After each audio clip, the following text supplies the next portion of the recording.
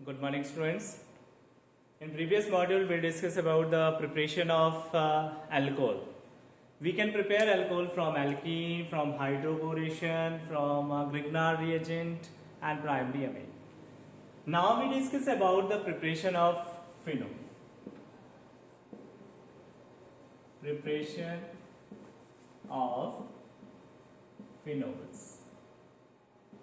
How we can prepare phenol?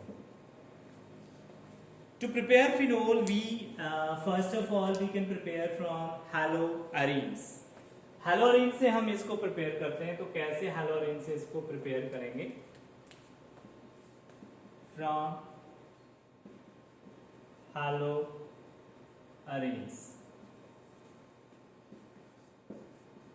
It is not easy to prepare phenol from haloarenes.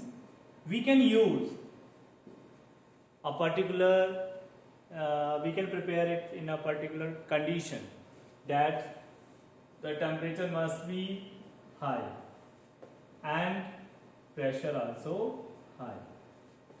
If we have such temperature and pressure, then it can be changed into phenol or acidified medium में reaction, तब जाके phenol में convert होगा. लेकिन अगर हम direct इसके addition करवाना चाहें, then it can not be prepared because of its resonance stabilisation. Nucleophilic substitution easy नहीं है हैलोअरीन्स में, लेकिन हमने इसको क्या किया कि न्यूक्लियोफिलिक सब्स्टिट्यूशन तो नहीं है, लेकिन हमारे पास एक ड्रास्टिक कंडीशन है कि टेम्परेचर आपका हाई होगा, प्रेशर हमारा हाई होगा, तो जाके ये कंडीशन हमें मिलेगी कि वो फिनोल बनाएगा. राइट, तो इससे भी हम प्रिपेयर कर सकते हैं. Next, from benzene sulphonic acid. It also prepare from benzene sulphonic acid. Benzene sulphonic acid. Benzene sulphonic acid से भी हम क्या कर सकते हैं? फिनोल को प्रिपेयर कर सकते हैं, लेकिन पहले हमें बेंजीन सल्फोनिक एसिड बनाना है. अब इसको बनाने के लिए बेंजीन में हमने सल्फोनेशन करवा दी. बेंजीन की जब हमने सल्फोनेशन करवा दी H2SO4 कंसंट्रेटेड के साथ, या ओली हम भी ले सकते हैं इसमें, H2S2O7, then we get benzene sulfonic acid, SO3H. ये आपके पास बेंजीन सल्फोनिक एसिड आ गया.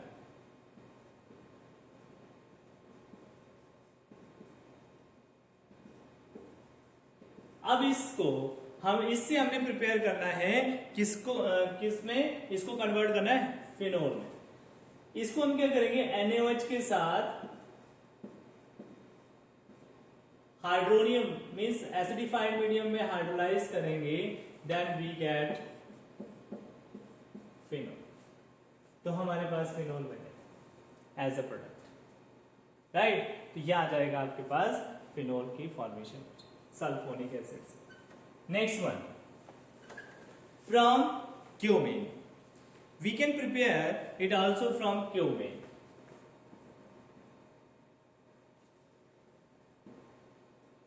क्यूमीन से भी प्रिपेयर कर सकते हैं. अब ये हमारे पास बेंजीन है,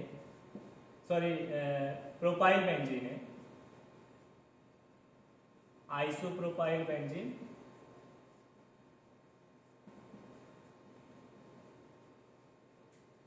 और इसी का नाम है क्यूमीन, कॉमन नेम. तो इस क्यूमीन से हम कैसे प्रिपेयर करेंगे फिनोल को? देखो, इसकी पहले हम क्या करेंगे? ऑक्सीजन का एडिशन करवा देंगे इसमें. तो ये बन जाएगा हमारे पास COOH, CH3 and CH3, peroxide. जब इसका पेरोक्साइड बन गया, उसके बाद हमने क्या किया? इसको एसिडिफाइड मीडियम में इसकी हाइड्रोलाइसिस करवा दी और इसे हीट कर दिया, देन वी गेट फिनोल. तो हमें फिनोल मिला एज अ प्रोडक्ट. और साथ में क्या मिला फिनोल के? फिनोल के साथ हमें मिलता है एसीटोन. ये मिले. तो इस तरह से हम बोल सकते हैं कि अगर आपको ये फिनोल प्रिपेयर करना है क्यूमीन से, तो आप ये बोल सकते हैं कि हमें किस तरह से कंपाउंड मिलेगा और कैसे। तो ये आपके पास आ जाएगा फिनोल, ये फिनोल बन जाएगा और ये एसीटोन बन जाएगा। जब हमने इसमें क्या किया, O2 ऐड किया, पहले पेरोक्साइड मिला, फिर पेरोक्साइड में हमने क्या किया, हाइड्रोलाइज कर दिया इसे H3O पॉजिटिव, या एसिडिफाइड मीडियम एक ही बात है, वाटर के साथ हमने इसको हीट किया। जब इसको हीट करते हैं तो हमारे पास ये फिनोल मिलता है as a final product, right. Cumene से हम इस तरह से प्रिपेयर कर सकते हैं। From diazonium salt, how we can prepare phenol from diazonium salt? From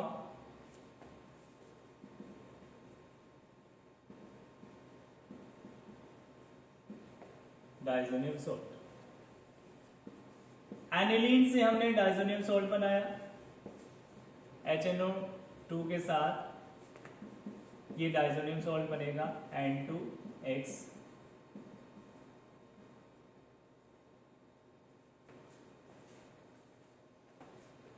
फिर इसको वाटर के साथ हम वार्म करते हैं, हीट करते हैं, then we get phenol. It also dilute H2SO4 के साथ करेंगे तो भी हमें फिनोल मिलेगा एज अ प्रोडक्ट। तो इस तरह से हम फिनोल प्रिपेयर कर सकते हैं from diazonium salt. It is also prepared by the decarboxylation of salicylic acid. Salicylic acid की डीकार्बोक्सिलेशन करते हैं तो भी हमें ये प्रिपेयर होता है, फिनोल को हम प्रिपेयर कर सकते हैं। Decarboxylation of salicylic acid. जब हमने डीकार्बोक्सिलेशन कर दी सैलिसिलिक एसिड की तो भी हम इसको प्रिपेयर कर सकते हैं। ये हमारे पास है सैलिसिलिक एसिड।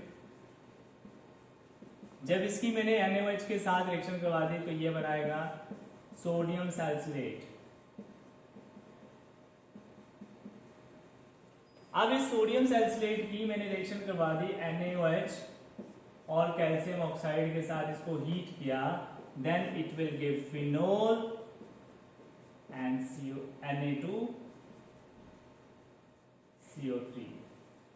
तो इससे भी हमने प्रिपेयर कर दिया। तो इस तरह से हम डीकार्बोक्सिलेशन कर सकते हैं और सैलिसिलिक एसिड की, फिर उससे हम प्रिपेयर कर सकते हैं phenol. Next, preparation of ether. How we can prepare ethers.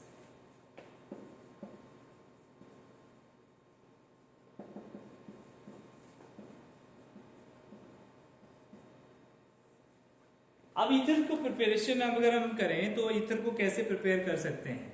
How we can prepare ether, we can prepare by dehydration of alcohol.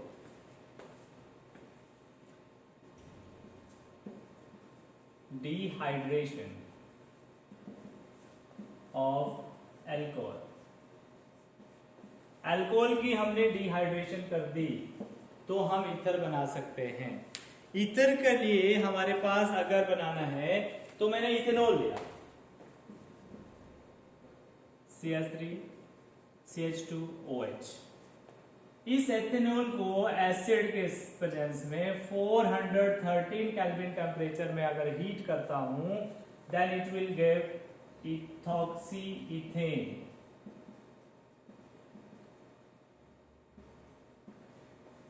लेकिन अगर इसी इथेनॉल को मैं 443 केल्विन टेम्परेचर में एसिडिफाइड मीडियम में करता हूं तो ये एल्कीन बनाता है।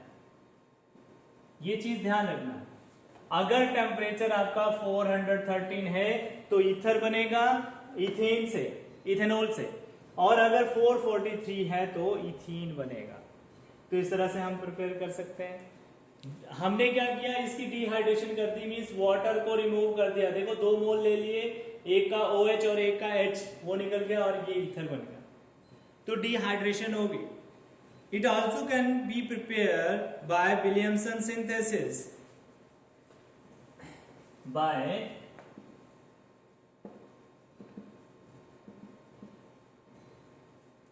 Williamson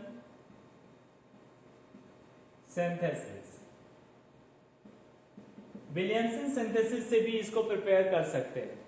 Williamson synthesis is applicable for the preparation of the symmetrical ether when symmetrical and unsymmetrical both ether आपका इसमें बन जाएगा जब हमने क्या किया, एल्काइल हैलाइड को सोडियम एल्कोक्साइड के साथ हमने रिएक्शन करवा दी तो NaX निकल जाएगा और ये बन जाएगा ROR where R may be or may not be, may be equal to R or may not be equal to R। R के इक्वल हो भी सकता है, R नहीं भी हो सकता है, ये दोनों पॉसिबिलिटी है। इसका मतलब Williamson synthesis is applicable for the preparation of ether which may be symmetrical और विच मे नॉट बी सिमेट्रिकल। वो सिमेट्रिकल हो भी सकता है और नहीं भी हो सकता है। तो इस तरह से भी हम प्रिपेयर कर सकते हैं ईथर्स को। और भी मेथड्स हैं ईथर्स को प्रिपेयर करने के लिए, वो भी हम इसमें देख सकते हैं कि कैसे प्रिपेयर किया हमने। जैसे आपका एल्काइल हैलाइड से भी हम बना सकते हैं।